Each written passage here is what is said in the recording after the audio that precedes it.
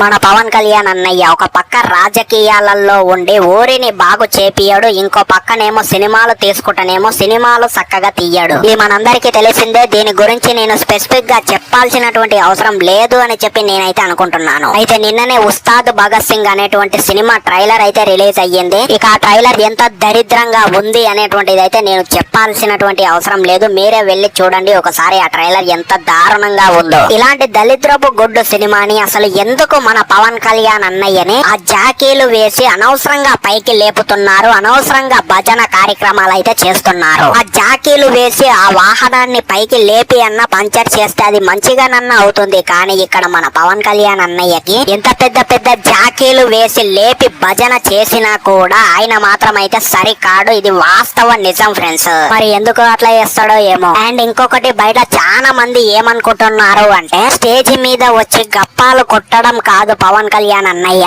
నువ్వు ఇలా చిన్న చిన్న ఏజ్ ఉన్న హీరోయిన్లతోటి సినిమాలు చెయ్యడం ఆపేయి. ఇక నీకు పెద్ద పెద్ద ఏజ్ ఉన్న హీరోయిన్లు దొరకరా? కాజల్ అంటే, శృతి హాసన్ అంటే, అనుష్క అంటే ఇలాంటి హీరోయిన్లు నీకు దొరకరా? అసలు ఎందుకు ఇలా చేస్తున్నావు పవన్ కళ్యాణ్ అన్నయ్య అని చెప్పి కూడా చాలా మంది అయితే ఈ విధంగా అయితే మన పవన్ కళ్యాణ్ అన్నయ్యని అయితే తిడుతున్నారు ఫ్రెండ్స్, ఘోరాది ఘోరంగా అయితే. సో మరి చివరికి లాస్ట్ కి ఏమైతుంది అనేటువంటిది అయితే వెయిట్ చేసి అయితే చూడాలన్నమాట ఈ ఉస్తాద్ భగత్ సింగ్ సినిమా. నాకు తెలిసి ఖచ్చితంగా మన పవన్ కళ్యాణ్ అన్నయ్యకి పేటిఎం నా కొడుకులు అయితే ఉంటారన్నమాట. వాళ్ళు వచ్చే ఏదో మా సినిమాల్లో వచ్చి థియేటర్ కు వచ్చి వాళ్ళే చూస్తారు, కానీ మిగతా వాళ్ళైతే అసలుకే థియేటర్ దగ్గరికి కూడా వెళ్ళరు. ఎందుకు అంటే టికెట్ ప్రైజెస్ ఆ విధంగా ఉంటాయి అన్నమాట. దీని గురించి కూడా టికెట్ ప్రైజెస్ ఎందుకు ఇంత ఆనం రేట్లు పెడుతున్నారు అని చెప్పి ఇంకో వీడియో అయితే చేస్తా. ఈ వీడియోలో అయితే అది అయితే నేనైతే చెప్పను, కానీ సపరేట్ గా దాని గురించి అయితే ఇంకో వీడియోలో అయితే మాట్లాడుకుందాం. సో ఇది ఫ్రెండ్స్ ఈ రోజు వీడియో. ఈ వీడియో మీకు ఏ విధంగా అనిపించింది అనేటువంటిది అయితే డెఫినెట్లీ కింద కామెంట్ సెక్షన్ లో చెప్పండి. మన ఛానల్ ని సబ్స్క్రైబ్ చేయండి. ఇంకో జెన్యూన్ కంటెంట్ తోటి, ఇంకో మంచి కంటెంట్ తోటి మళ్ళీ కలుద్దాం. అప్పటి వరకు సైనింగ్ ఆఫ్. బై.